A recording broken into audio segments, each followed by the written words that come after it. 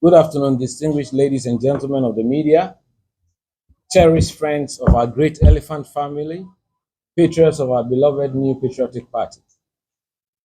Today marks a pivotal milestone in my lifelong political journey as I submit my nomination forms before you, inspired and resolute.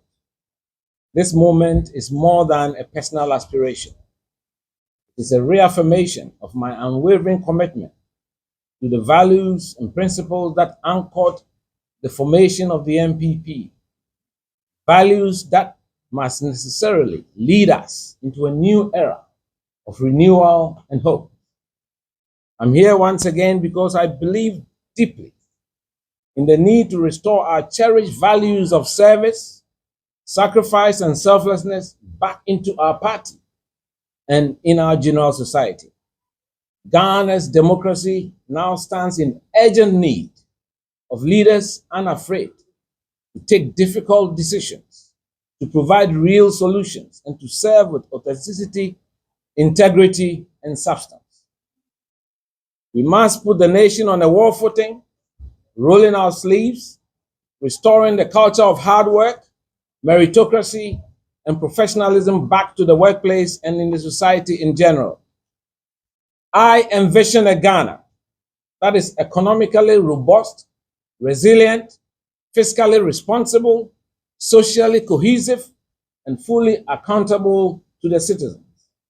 Ghana must heal from the stridently divisive and chronic polarization that has become an ugly feature of our recent politics. After nearly 7 decades of our independence, we must reflect on how far we have fulfilled what we set out to achieve with our independence. The Fourth Republic, it must be stated, is useful to recall, was born out of adversity with the sweat, toil, and blood of many Ghanaians. Unfortunately, the much-touted democracy has not yielded the expected economic dividend. Our current dire economic situation has led us to a demoralized, despondent, and disillusioned population. A growing sense of apathy has gripped our youth and twisted their mindset of what it means to selflessly serve our motherland, Ghana. Today, there are numerous unwanted features of our current existence: poor sanitation, illegal mining, galamsey, high unemployment, non-existent city planning, resulting in chaotic explosion of slum settlements in our inner cities, a court system that is saturated with land conflicts, and many more. My heart continues to bleed over the trajectory of our beloved country. That is why I believe there is a compelling need to usher in a new dawn, a new era, where Ghana is re-engineered back to prosperity. My big plan is about the creation of wealth. A Ghana where every citizen, his property, especially land, is utilized to unlock capital and create personal wealth to facilitate access to quality education, healthcare, and other opportunities. Unfortunately, from time immemorial, communities have been displaced and their lands appropriated without fair compensation.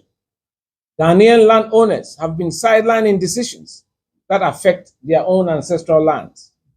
Our youth have watched as their futures destroyed by mining operations that promise prosperity but have delivered contaminated farmlands, polluted water bodies, and a damaged environment. Nearly 7 decades of lost opportunities, and with it, broken trust, which has rather put money in the hands of foreign interests, corrupt politicians, and their cronies. These failures did not start with the Fourth Republic. They are rooted in colonial legacies and post-independence mistakes. The continued neglect of the interests and the voices of those most impacted by galamsey remains an existential threat to our national security.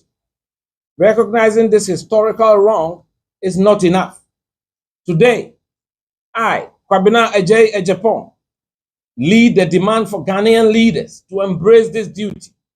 My campaign apologizes to every family whose land has been taken without their consent and or appropriate compensation. To every youth whose dreams have been buried beneath investigations and dust. To every chief, queen mother, community leader whose stewardship is still ignored. To every citizen who asked for justice and was met with silence. This apology is not the end, it is the beginning. My presidency will launch a national property justice initiative that will, 1, review and reform land tenure laws to protect customary rights. 2, establish transparent compensation frameworks for all landed property. 3, create youth-led oversight councils in mining districts. 4, fund civic education campaigns on land rights and environmental stewardship. We will listen, we will learn, and we will act with you, not just for you. Let this be the moment that we turn pain into purpose, history into healing. This moment requires us to go back to our roots, our noble roots, where politics was a noble calling, not a marketplace to trade parochial interests. Our UP tradition, the United Party tradition, was never about money, not a place where votes were auctioned off to the highest bidder. Our tradition was founded on sound values, virtues, and a large dose of volunteerism. That is why the subtle attempt to create a monetary barrier that practically shuts out capable and competent patrons, thereby virtually handing leadership opportunities to only a wealthy few, is truly repugnant.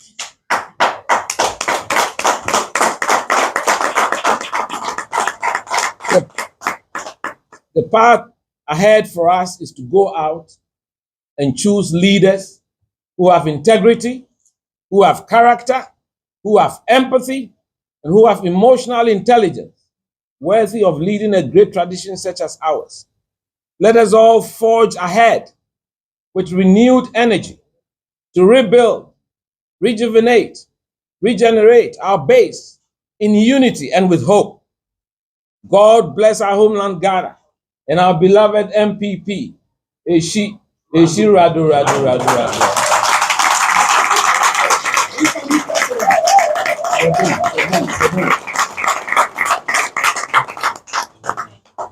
Entitlement. So I'm going to put together a proper initiative to ensure that, 1, most lands are titled, because when lands are titled, it gives an opportunity for the owners of the land to be able to unlock capital.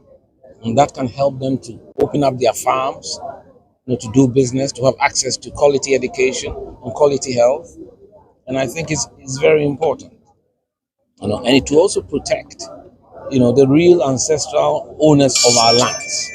We won't have a situation where the resources that Lord Almighty has bestowed on us will be appropriated without proper compensation, especially to foreign interests. And that's something that I'm very passionate about. And so those are the few things I wanted to say today, that we need to restore this country. And those values, what I talk about, the triple S doctrine, service, sacrifice, and selflessness. That we also have to restore meritocracy, professionalism, back to the workplace, and reduce the overly politicized nature of society. Ghana has become too stridently divided. And I think we have to look at the national interest, things that would help this country grow. That's what I'm passionate about. So, beyond this internal contest, or after the internal contest, the MPP will continue to be there. One of the key things that were raised post the MPP's defeat was that the internal wranglings, your opponents ended up using it. What is important is that you have to listen to my message. Everybody knows that I have a record of diplomatic speak. I'm not one who is given to effusions. I don't do that.